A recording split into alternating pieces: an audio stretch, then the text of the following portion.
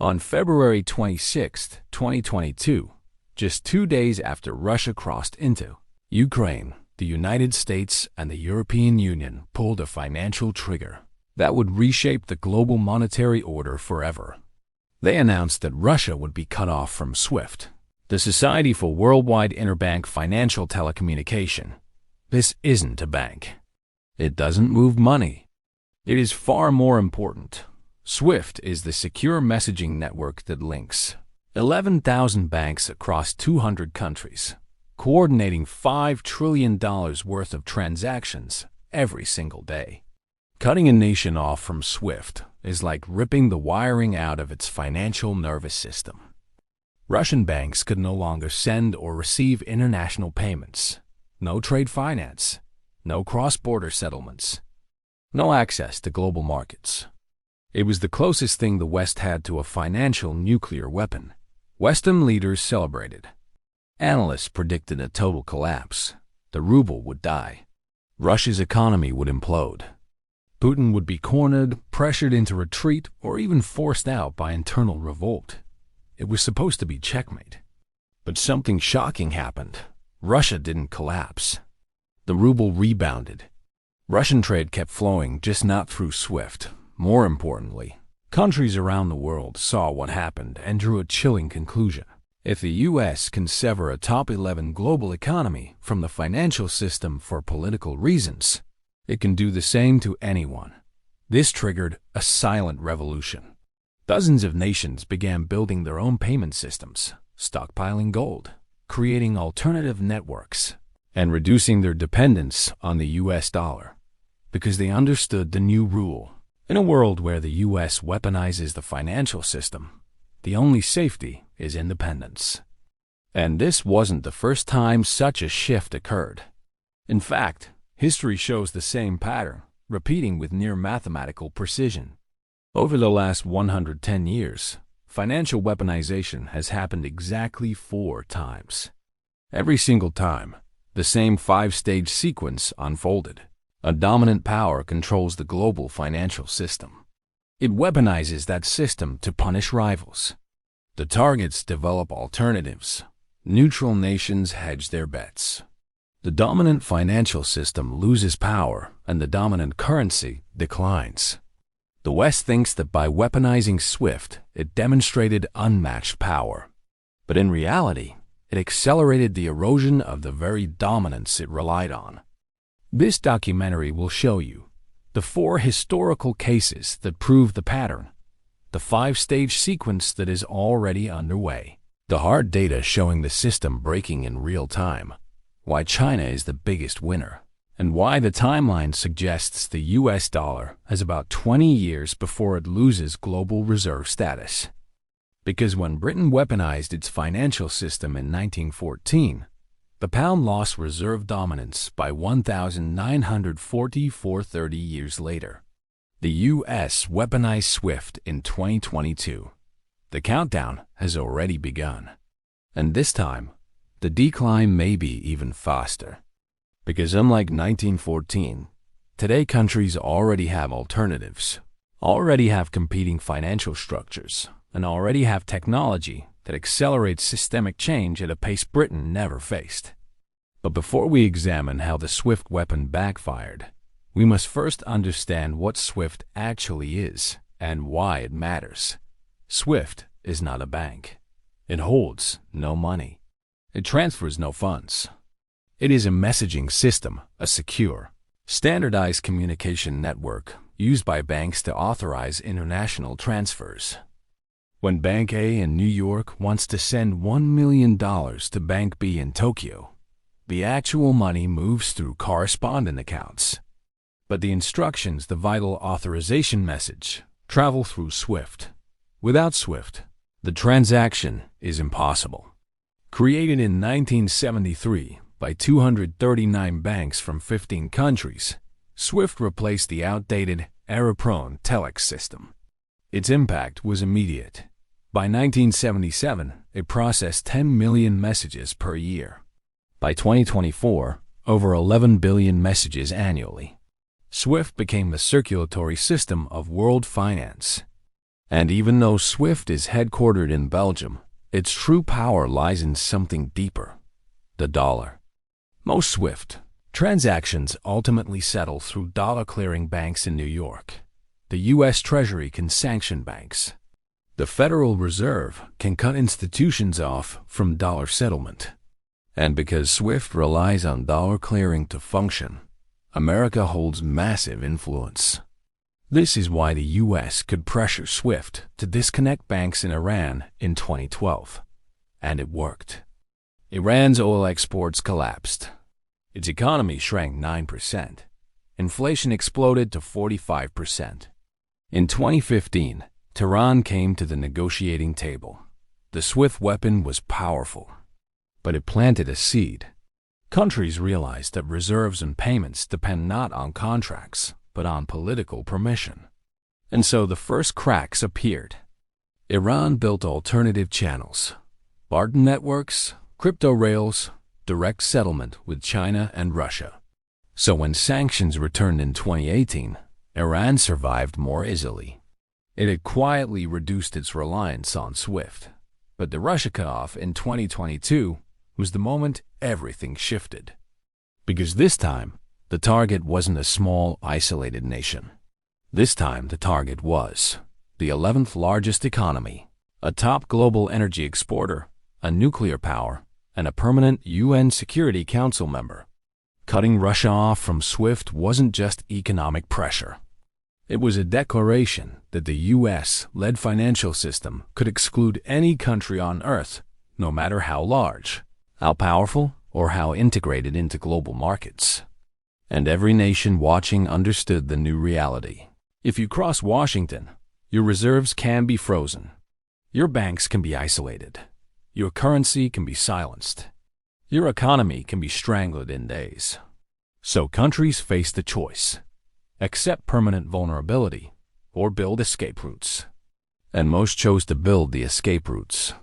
This is where the SWIFT weapon began to backfire. To understand why, we need to examine the 4 historical precedents, because every time a dominant financial power weaponized its system, it unintentionally accelerated its own decline. To understand why the SWIFT cutoff backfired, we need to look at the 4 historical precedents that came before it. 4 moments when a dominant financial power weaponized its system, believing it was exercising unmatched leverage, and each time unintentionally triggered the beginning of its own decline. The pattern is so consistent, it almost functions like a natural law of geopolitics. And right now, the United States is reliving that same sequence. Example 1. Britain in World War I, 1914 to 1944. Before World War I, London was the world's financial capital. The British pound was the global reserve currency. 2/3 of international reserves were held in sterling, and nations trusted Britain because it honored contracts even during conflict. But when war erupted in 1914, Britain broke that tradition. It passed the Trading with the Enemy Act, giving the government authority to freeze or seize German assets across the empire. Ships, companies, bank deposits, everything was fair game. In the short term, the move crippled Germany's overseas economic activity, but the long-term consequences were far more damaging for Britain itself. Neutral nations witnessed the asset seizures and realized their wealth in London could be targeted if political winds changed.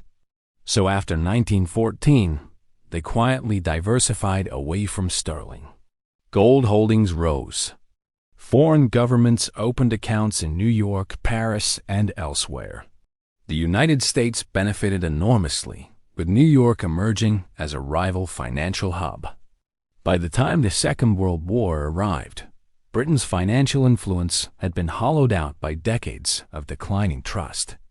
At Bretton Woods in 1944, the U.S. dollar replaced the pound as the world's reserve currency. The timeline was exactly 30 years from the moment Britain weaponized its financial system. The pattern was set. Example 2. The U.S. and Iran, 1979. When Iranian revolutionaries took American diplomats hostage in November 1979, President Jimmy Carter responded by freezing around $12 billion of Iranian assets held in U.S. banks. This was the largest asset freeze in history at the time. The decision applied pressure on Iran, but it also terrified U.S.-aligned nations, especially oil producers in the Middle East. They realized that dollar reserves held in New York could be frozen not because of war or default, but simply due to political decisions. In the years that followed, OPEC countries reduced their reliance on the dollar. Dollar reserves among Middle Eastern states dropped from roughly 85% in 1977 to around 71% by 1991. They diversified into Deutschmarks, yen, gold, and into banks outside U.S. jurisdiction. The freeze achieved its immediate purpose, but it planted a permanent seed of distrust in the dollar. Example 3. U.S. sanctions on Russia 2014. After Russia annexed Crimea, the U.S. imposed targeted sanctions. Russian officials and certain banks were restricted from the American financial system. But Washington stopped short of disconnecting Russia from SWIFT. This halfway measure told Russia something important. The U.S. was willing to weaponize the system, but hadn't yet used its strongest option. Russia spent the next 8 years preparing. It slashed its U.S. Treasury holdings from $130 billion to around $2 billion. It doubled its gold reserves.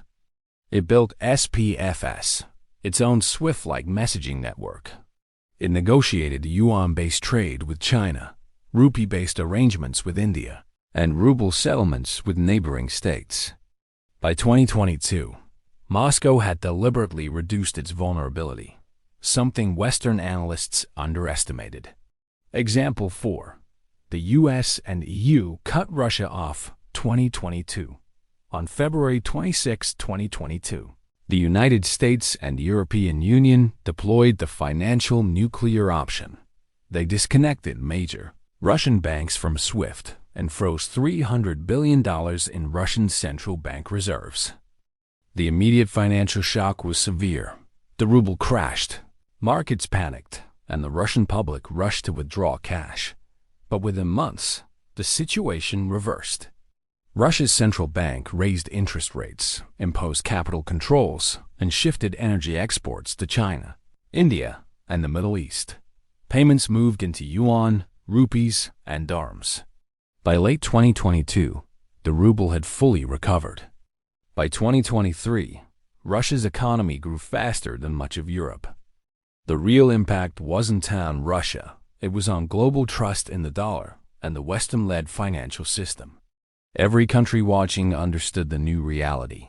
Their reserves could be frozen instantly. Their access to SWIFT could be removed with a political decision. This triggered a wave of hedging across Asia, the Middle East, Africa, and Latin America. And with this, the 5-stage backfire sequence first seen with Britain a century earlier officially began for the United States. The 5-stage backfire pattern is not theory. It is a historical cycle one that is unfolded multiple times with almost mechanical predictability. And it is unfolding again right now, triggered by the SWIFT cutoff in 2022. Each stage follows the next with a kind of inevitability, moving the world from a single dominant financial center toward a fragmented, multipolar system. Stage 1. The dominant power controls the system from the 1970s through 2022. The United States effectively controlled the world's financial bloodstream. It didn't own SWIFT, Belgium did, but it controlled the dollar. And the dollar controlled SWIFT, the vast majority of international transactions. Clear through U.S. correspondent banks in New York. Dollar settlement requires access to the Federal Reserve System. And Washington has the legal authority to sanction any bank that touches a dollar, anywhere on Earth. This gave the United States extraordinary power. If a country wanted to trade internationally, it needed dollars. If a bank wanted to operate globally, it needed SWIFT. And because SWIFT depended on dollar clearing, the U.S. could quietly dictate who stayed plugged into the global financial network and who didn't. For decades, The world accepted this arrangement because it offered stability. The U.S. was predictable, the dollar was reliable, and the financial system felt apolitical. But over time, the U.S. increasingly used its financial infrastructure not as a neutral platform, but as a foreign policy weapon. That leads directly to Stage 2. Stage 2. The dominant power weaponizes the system after 9/11s. The United States discovered that financial sanctions were more powerful than many military tools. They could devastate economies without firing a single shot. Over the next 2 decades, Washington used sanctions on an unprecedented scale. Terrorist networks, rogue states, senior officials, entire banks, sections of Iran's economy, North Korea's banking system. The turning point was 2012, when the U.S. pressured SWIFT to cut off Iranian banks entirely. Oil exports collapsed, inflation soared. Iran was forced to negotiate. The success of this strategy convinced Washington that financial coercion could reshape geopolitics. But there was an unseen cost. Every time the U.S. used the system as a weapon, it chipped away at the perception that the system was neutral. And in February 2022, the U.S. took the most dramatic step of all. The SWIFT cutoff against Russia, combined with the freezing of $300 billion in Russian central bank reserves. It was the strongest demonstration of financial power in modern history and the beginning of the system's unraveling. Stage 3. The targets build alternatives. When a dominant power weaponizes finance, adversaries respond by creating their own channels. After the Russia cutoff, that process accelerated at a speed no analyst had predicted. Russia had already built the foundation. SPFS, its domestic SWIFT alternative, massive gold reserves, reduced exposure to U.S. treasuries, non-dollar trade deals. But after 2022, the shift became monumental. Russia rerouted energy exports to Asia. Settlements moved into yuan, rupees, dirhams, and rubles. By 2024, 40% of Russian trade happened outside the dollar and euro system. Russia began using China's CIPS, a competing cross-border payment system that operates independently of U.S. control. Russia proved something critical. A major economy can survive and even adapt after being removed from the dollar SWIFT system. Once that proof existed, the psychological monopoly of the dollar was broken. Stage 4. Neutral countries hedge their bets. This is where the backfire becomes global. It is not just the targets that prepare alternatives. It is the countries that aren't sanctioned but fear they could be. And this 4th stage is now fully underway. China accelerated its de-dollarization strategy. It reduced U.S. Treasury holdings from $1.3 trillion in 2013 to roughly $775 billion by 2024. It expanded CIPS massively, linking more than 1,400 banks across over 100 countries. It increased gold reserves, officially around 2,264 tons, unofficially likely double. Saudi Arabia, a pillar of the petrodollar system for 50 years, announced in 2023 that it would accept yuan for oil sales to China. The UAE began settling trade with India in dirhams and rupees. BRICS expanded dramatically, adding Saudi Arabia, the UAE, Egypt, Ethiopia, and Iran. These countries now represent almost half the world's population and over 1/3 of global GDP. Across Asia, Africa, and Latin America, central banks are diversifying reserves, testing alternative payment systems, and signing bilateral currency swap agreements. Not because they reject the U.S., but because they want insurance. After the Russian reserve freeze, every finance ministry in the world asked the same question. Could this happen to us? And the rational answer was yes. Stage 5. The weapon loses power once targets find workarounds and neutrals diversify. The weapon that once seemed unstoppable begins to lose its effectiveness. That is where the U.S. now stands. SWIFT is still dominant. but its global share is falling. The dollar is still the main reserve currency, but its share has dropped from 71% in 1999 to about 58% in 2024, the fastest decline in modern history. Meanwhile, CIPS is growing exponentially. India's UPI is expanding cross-border. Local currency trade is surging. The SWIFT weapon worked once. It cannot work the same way again. Not because the US lost power, but because the world built defenses. The five-stage cycle is no longer unfolding. It has unfolded. We are living in stage 5 right now. The clearest proof that stage 5 has begun is how quickly countries are now building entire financial ecosystems that function without the US or SWIFT. China's CIPS is the largest, but not the only one. India's UPI, which processed over 12 billion domestic transactions in 2024, is now expanding across Asia, the Middle East, and even parts of Europe. Brazil's PIX has become the default payment rail across Latin America. Russia's SPFS handles millions of domestic messages daily. None of these systems alone replace SWIFT, but together, they form a mesh of alternatives that make the old monopoly impossible to restore. And they are growing at a pace SWIFT never experienced. CIPS expanded from 91 million messages in 2022 to 136 million in 2023, a 50% jump. Dozens of countries are connecting to these networks not because they reject the West, but because they refuse to be dependent on any single power ever again.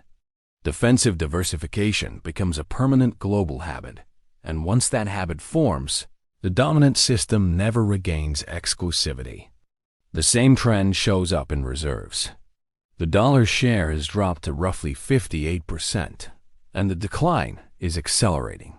Some analysts argue the euro or yen will fill the gap, but that isn't what the world is choosing. Instead, central banks are moving into gold, yuan, and diversified multi-currency strategies.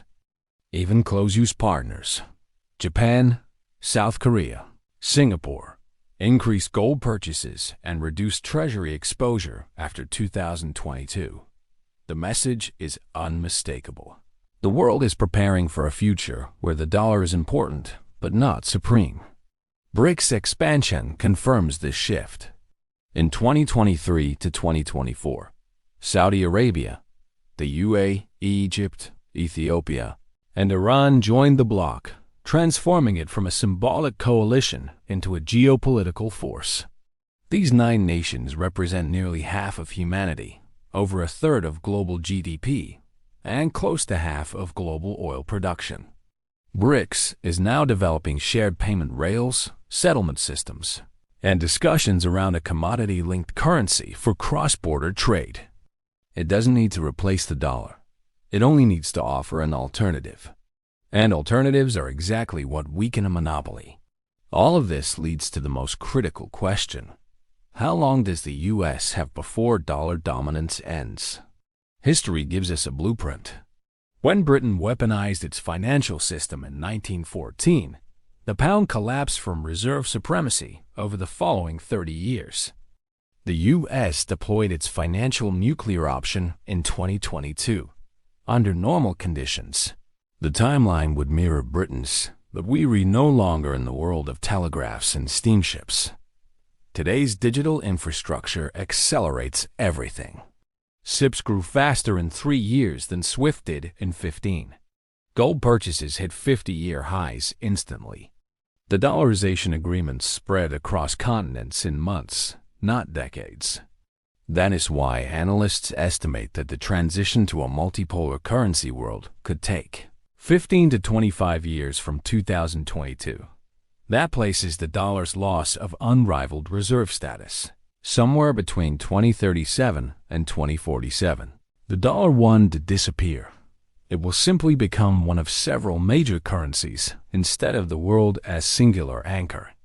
Its share may stabilize around 35 to 40%, with the yuan, euro, yen, and gold carving out the rest. The world will be diversified, not dollar-centric. Who benefits from this shift? China gains the most. Its economy, trade volume, and payment systems position it as the natural alternative. BRICS nations gain leverage and independence. Countries in Asia, Africa, and the Middle East gain negotiating power by no longer relying exclusively on the United States. Gold gains as the only universally trusted asset. Who loses? The United States loses the exorbitant privilege of issuing the world's reserve currency. Losing dominance means higher borrowing costs, structural inflation, and limits on deficit spending. The U.S. military, funded indirectly by dollar demand, becomes harder to maintain at its current scale.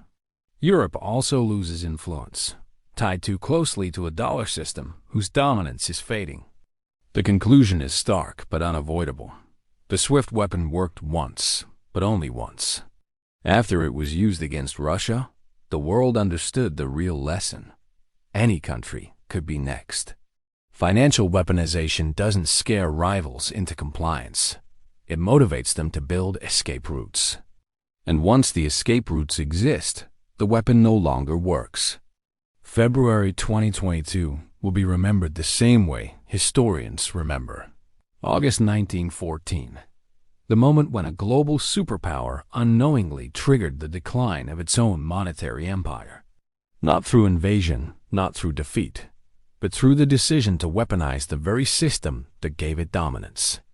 The post-dollar world is not here yet, but it is forming, quietly, irreversibly. And the clock that began ticking in 2022 is still moving, second by second, toward a financial order the world has not seen in over a century.